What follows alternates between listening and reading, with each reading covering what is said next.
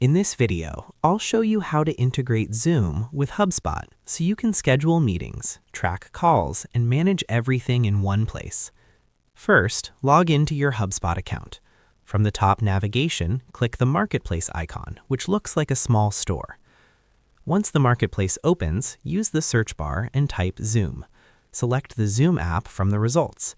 This is the official Zoom integration by Hubspot, so it's safe to use. On the app page, click Install App.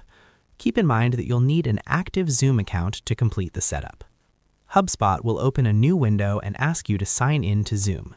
Enter your Zoom email and password, or sign in using Google, Microsoft, or another option. After you log in, Zoom will ask you to approve the connection. Once you accept, Hubspot and Zoom will be connected automatically.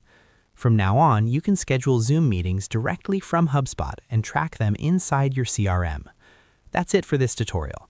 If you found this helpful, subscribe for more quick Hubspot guides, and I'll see you in the next one.